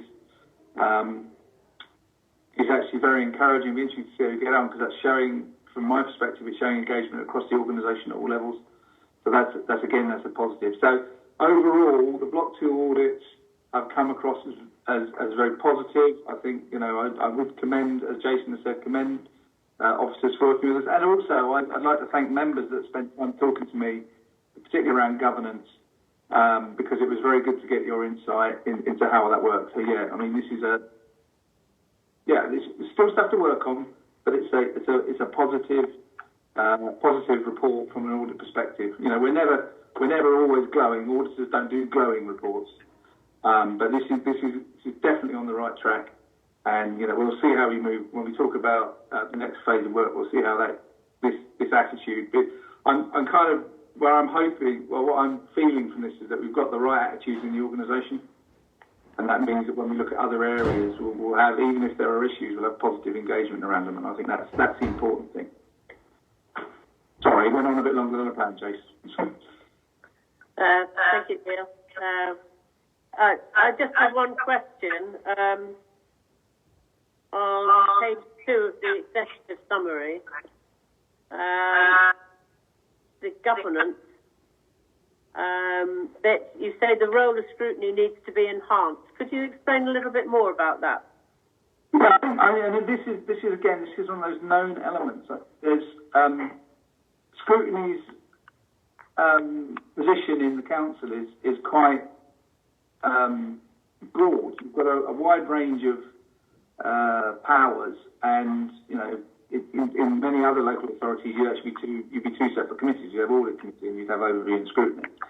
And I think there's recognition, I think, that up to now that the role of scrutiny has, there's an opportunity, perhaps a better way of putting it, to expand what scrutiny does, so it is able to hold the organisation a little bit more to account in terms of its performance, and also to recognise, that there are elements of the organisation that there are specific issues around, like fire and rescue at the airport, where scrutiny needs to have a view. And I mean, obviously, you've been speaking fire and rescue today, so I'm the report came one agenda item too late, really. But it's that sort of thing. So it's not that what scrutiny is doing at the moment, there's no issues with what you're doing. It's that there's an opportunity to sort of widen the scope and in your forward plan start considering things that perhaps, are performance, looking at the way the council is performing in those specific areas, so that you get a more rounded view of what's going on. And I think that also, gives you the opportunity to engage with officers and other members to discuss these things. And that's what it's about. It's using scrutiny in a broader way. So, I'd like you to from an executive summary, it's not always to see, but there's no issues with what you're doing. It's just that there's opportunities to do more. I'm sure you'd love to have longer meetings. Thank you very much. Councillor Sims, have you any questions, please, on Block 2? No, not really. I just think you're taking away the stuff that keeps us awake at night, though. So, yeah, I'm very, very pleased with that. I mean, the direction of travel has been pretty consistent over the years, but when I think what it was like 5 years ago, or 6 years ago, it's a massive improvement. I just feel like you're missing something terrible. So thank you very much. I don't get any questions, really. I'm very, very happy with the report. Thank you. Yeah. Thank you. Something terrible if you want. No, it's all right. Thank you. Councillor Watt. Well, thank you, Chairman. Very encouraging report, and Neil mentioned the fact that auditor reports are not glowing. I love that phrase, but I think this one was near enough. Good point also in the report about training, members' training being front-loaded. I've often thought this, actually, and it may be partly because of the COVID restrictions we're having at the moment, but the LGA are very forward in pushing for more training. And as for planning, the comment on planning, although the local plan is not yet published, it may be out of date by the time it does because of government changes in planning regulations, which are virtually imminent. So anyway, but apart from that, an excellent report. Thank you very much. Yeah, I would say, Councillor, on that planning point, although the plan is not finalised, it is still being used when it comes to planning decisions. So it's fulfilling its purpose. It's just got a draft on it still, I suppose, is the best way of looking at it. Thank you. Councillor Smith. Yeah, thank you, Chairman. Again, yes, very pleased to read the report. So much better than last time. And as Councillor Sims says, a great progress from previous years. Just a few questions. There was a point raised about Vice Chair and Chair being formally invited to scrutiny. Vice Chair is here anyway, as she often is. But I just wonder whether that should be a formal invitation from the Chair of Scrutiny. Was that a recommendation? Yeah, well, I mean, I think it was something that was already in the pipeline. It was something that's already been discussed through the sort of through the governance process. So I didn't raise it separately as an issue. I think it's from my perspective, if you make it a formal part of the attendance, that's up to you. That's really not a decision for me to make. I mean, my feeling was if it's formal, then it looks great, but. The issue you want is that having the chair and the vice chair there gives you that opportunity for you to ask questions of them, because they will obviously have intelligence. So formal is probably best, but it's really a case of how you want to play it. But as I say, it's already in train, I believe. We didn't raise a separate issue on that. It's already a part of the thinking. Okay, thank you. Just a point about outstanding debt. It does seem high. I mean, was this within your expected boundaries or not so much?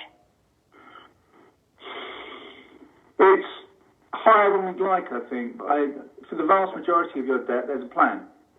Yeah, I know Section 151 officer is fully on this, but yeah. I mean, it doesn't make for good reading, does it? No, but it's true, and I think the one that I picked up on, of course, is this old water debt, and the decision I think that's going to be hard is what you eventually do with it, because of the nature of your community, if you would start writing off quite large debts, word will get around whatever you do. So I think it needs a strategy, which I know Russell will be all over, but you don't have an underlying risk, underlying debt problem. I think what you've got is some old stuff that needs sorting. And, if there's an action plan around that, I mean, Russell will work on it, so will Tracy. But the business units responsible are also engaged. So I'm sort of quite, we'll see where we get to. We'll continually monitor that. But it's one of those things that it needs a unified and a consistent approach that I think addresses the uniqueness of your environment. You don't need a sledgehammer on this one, I think. Yeah, thanks for picking it up. Good comments about fleet management. I fully support that, and I think it's an area that we need to decarbonise very soon to meet our climate objectives. And I think it's a really good example of where we need to make investment decisions early on for long-term change, because it's hard to change overnight, and we have fleet at different stages of age within the fleet. Lastly, there's a question about project delivery. Certainly from members, I think we're aware that we have some gaps in our project delivery in capital projects. You made a note of it last time. I didn't see it come up this time, so I'd just like your opinion on that, please. Project management is part of our proposals in the next piece of audit work. We were completing essentially the audit plan as agreed in July 2019. So I haven't looked at project management specifically, but I do know from discussions with the chief exec, he's got his hand up as well, that is an area that he is concerned about. So when we discussed the plan and the service level agreement, we picked it up as a specific topic, and we will be addressing it. I mean, and for your comfort, program and project management is an area that I have a lot of experience in, as does Jason. So we kind of know what we're looking for when it comes to program management. Could I bring Paul in there, please? You've got your hand up, Paul. Hello, Chairman. I'm quite happy to come in after all members if you want. Mine was a sort of a general point about the whole of the audit and going forward. Do you want me to coming in the end, Chairman? I don't want to get in the way of members. Finish then. Yeah. Do you want to finish off, Jonathan? No, that's fine for me. Thank you. You're fine. Do you want to come in now, Paul, or at the end? Up to you, Chairman. What would you prefer? You can come in now. No, I've just got Joel to come in after that. Just some general comments from me. Obviously, welcome the audit and welcome the professionalism of the team in terms of the support and challenge that they've given us.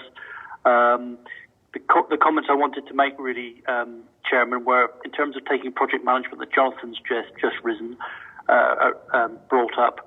I'm intending that we are going to add project management reporting as part of our performance reporting to Council. That's my next sort of focus, and to bring in some common methodology for performance management across the authority, which you currently don't have.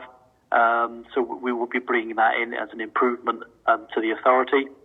The next thing is in terms of the role of scrutiny and the further look at governance and the forward improvement. I just wanted to let you know that it is my intention to try and get us in February to a position where we have, or where Council is considering not only the budget, but with working with members with the revised corporate plan, and for our service plans to all come as a block, which means that PDSs can be informed by the budget and the and the actual envelope that you're giving services. That would be a major improvement for us next year. And I you yourself, Chairman, have agreed that we'll be looking at provisional outturn provisions to help inform targets for next year.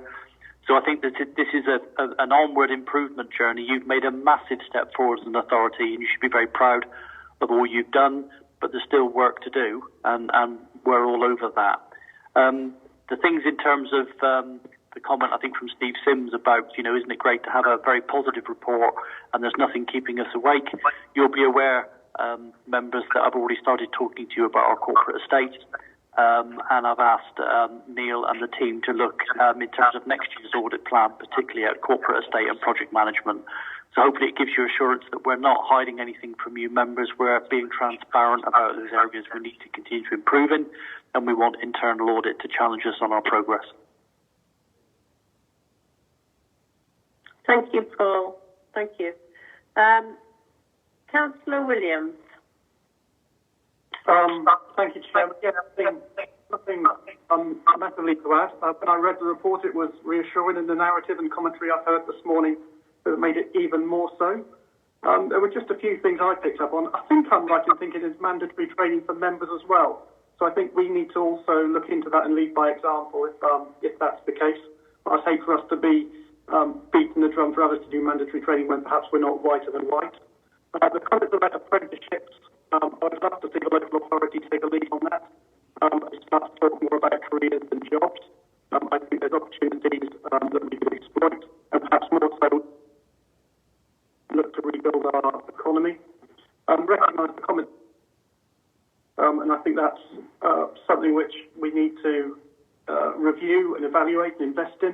But there was also comments about using GoEV funding to look at the maintenance of electric vehicles, and I'd hate for that funding, which is going to be winding down quite soon, to be lost. So hopefully that can be embraced as well. Thank you, Councillor Williams. Paul, you've still got your hand up. Do you wish to say any more? You're muted. Thank you.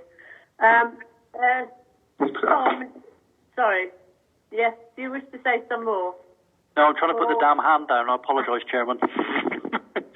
That's okay. Have you got any comments, Tom? Tom, are you there? No. And Councillor Marcus has left the meeting. So, do you wish to go on to the 2021 agreement? Yes, please, Chair. Thank you very much. Okay, thank you. So, as you'll see from the report, we've got an SLA set out there for 2021. That essentially sets out our service offering, our responsibilities, costs, and our deliverables by way of the 2021 plan. I don't intend on going through the SLA line by line, because hopefully you've had an opportunity to read it, but I'm more than welcome any questions you have about it. However, one thing I would like to point out, which is very important to us and something that we take very seriously, and that's regarding our responsibilities, specifically around independence and objectivity, and our proficiency. We, as individuals, all members of our team are members of professional bodies, and as part of that, we have to sign up to their code of ethics and standards. And we also operate to the public sector internal audit standards and also the international professional practice framework. So I just wanted to assure members that when we are undertaking our work, we are doing so hopefully with as proficiently as possible, but critically with independence and objectivity. So before I move on to the audit plan for 2021, I'm more than happy to take any questions with regard to the service level agreement for this year. Councillor Sims, have you any questions? No, I would possibly afterwards, but not at this point. Okay. Councillor Watt? Any questions? No, Chairman, not at the moment. Thank you. Councillor Smith? No, none from me at the minute. Thank you. Councillor Williams? No, nothing from me. Right, thank you. Nothing from me, Jason, so continue. Thank you, Chair. So moving on finally to the to Appendix 2, which is the proposed audit plan for 2021. Members may recall that you were presented with a 3-year plan over a year ago now by the previous internal auditors. At that point in time, that was the plan that was created reflecting the risks of the organisation. As you'll appreciate, those change over time. And with that in mind, what we've done is we've looked again at the plan for this year, 2021, and we've done so in consultation with Paul, with Russell, and both yourself, Chair, and Councillor Sims, Vice Chair. So what we've done is we've reflected that the Council obtains assurance from other areas, for instance, but not necessarily limited to the Ofsted, to CQ, from CQC, from HMI, etc. So what we recognise there is we're not necessarily experts in some of those areas, and we, as those charged with governance, can actually rely on assurance from those areas rather than us getting involved. So what we're doing is we're concentrating on other areas which are recognised as areas of potential risk and areas that we need to look at. So those are on the proposed audit plan pages 63 and 64, I think, of the agenda pack. I don't intend to go through each of the items individually, but what it does do is it reflects those conversations that we've had with Russell and yourselves. And what we're doing this year is we're going into, as you'll probably see, we've got fewer audits on the plan, but what that recognises is there's greater value in going into greater depth with some of these audits rather than just skimming over the top. Not to say that we've skimmed over the top previously, but giving extra days and doing fewer pieces of work allows us to add additional value. So I'm more than welcome to take any questions about the plan. Hopefully it's self-explanatory and it's being constructed in consultation with relevant parties. Okay. Councillor Williams, any questions? No, nothing from me. Thank you. Councillor Smith? No, all looks fine to me. Thank you. Thank you. Councillor Watt? No, Chairman. No, I'll leave it up to the experts on money. And Councillor Sims? No, same for me, and thank you very much for the work you've done. Yes, thank you very much. So we come on to the recommendations. Chairman, may I make one point? Sorry. Yes, certainly. It's Paul here. It's just a general point, Jason and Neil, that I didn't want us to get lost in the conversation. It would be good if you could bring to the attention of Scrutiny Committee any reports that you do in Cornwall for services that we procure from Cornwall, so that we don't need to do additional audit work on them. So those items might not be on the audit plan, but if, for example, you're doing information security audits on the IT system, it would be good for us to likewise have that assurance that you're giving Cornwall Council on those audits. Absolutely, Paul, and apologies for not mentioning that. It was something that we'd mentioned offline before, Paul. So, yeah, absolutely. There's great value in doing that, and that's what we will be doing. Okay, thank you. Could we take the recommendations? Do you wish me to read the recommendations out? Or shall we just go for a proposer for recommendations 1 and 2? Could I have a proposer, please? I'm happy to propose the pair of them. Thank you. And could I have a seconder, please? Yes, I'll second that, Chairman. Thank you, Councillor Watts. Anybody against? No, that's carried then. Thank you very much, Jason and Neil. Always nice to see you. We'll look forward to it next time. Okay, thank you very much. Cheers, thank you. Bye. Right, we now come on to agenda item 7, the Scrutiny Committee Work Plan. And I'd like to ask Bob, please, if you could present this paper. Yeah, thank you very much, Chairman. The work plan covers the currently scheduled meetings in the Council calendar with items under consideration for inclusion, a watching brief for health scrutiny, which is a statutory power of the Council, and a workshop/development programme. The work plan very much benefited from discussions among yourselves and the Vice Chairman with Chief Executive Monitoring Officer, myself, and the Senior Officer for Democratic and Corporate, Tom Walton. In terms of updating the work plan, I've noted the further items highlighted in the earlier fire and rescue report, and I've also looked ahead to meeting dates in the next council year so we can coordinate with external contacts such as the internal auditors so that they are aware of these dates well in advance for their busy calendars. So I'll hand over now to members for further discussion. Thank you. Okay. Right, we'll go straight to Councillor Sims. Have you got anything to say about the work plan? Not more than we have discussed informally, really, no. Councillor Watt? Well, pretty much the same phrase for me, although I'm still disappointed that the freight phase 2 is still not timetabled, but I can understand why, but would like it pushed up as soon as possible. Yeah, it's still there, Steve. Right, we'll make note of that. Jonathan Smith, Councillor Smith. I think Councillor Watt stole the words out of my mouth exactly. So, yeah, fair with that. Thank you. Okay. And Councillor Williams? No, nothing to add from me. I did send an email around about the corporate risk. Bob, could you explain, because we have talked about whether this it will be going to full council, won't we? Do you think you could explain to members that... I'm more than happy to, Chairman. Yes, it was a commitment.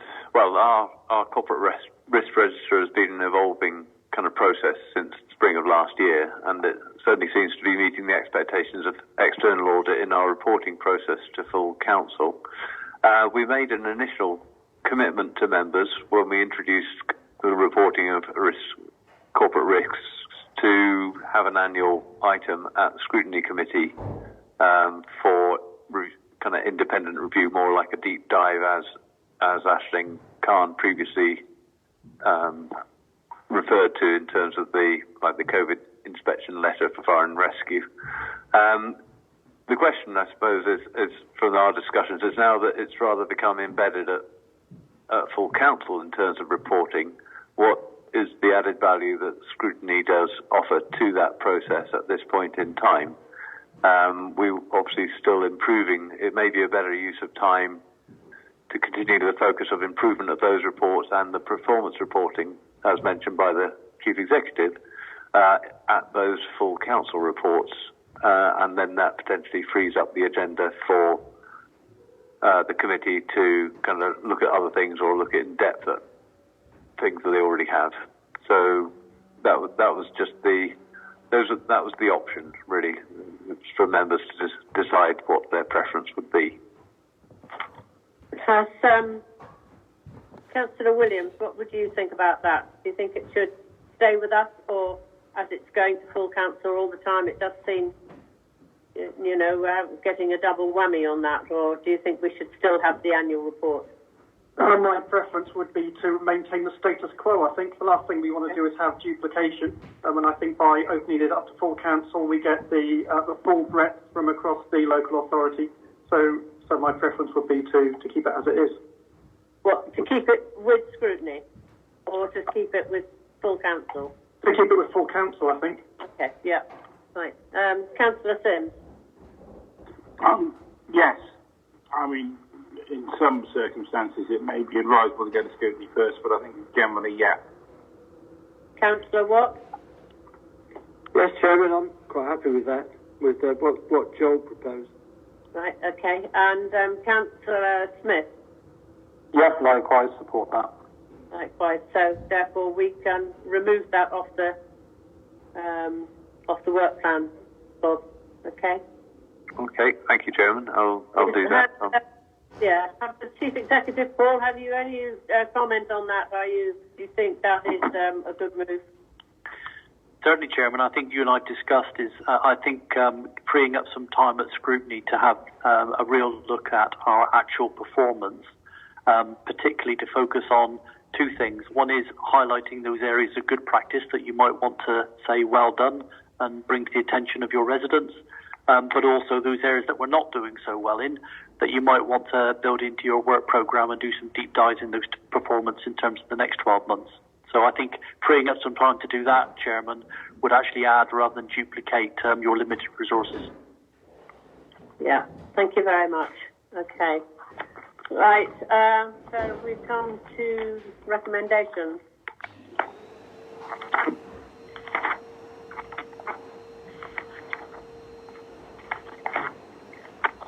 Just one recommendation, that the work plan be approved, subject to the amendment for the corporate risk, subject to any amendments made by the committee. Could I have a proposer, please? Proposer, please. Yes, I propose that, Chairman. Thank you, Councillor Watt. The seconder, please. I'll second it. Thank you. And anybody against? Okay. Thank you very much. There are no reports in part 2. Thank you all very much for attending, and we'll close the meeting at 11:31. Thank you very much, everybody. Thank you. Thank you, Chairman. Bye. I'm sorry, I should have muted them. I didn't realise I wasn't. Sorry? I should have muted them. The dogs were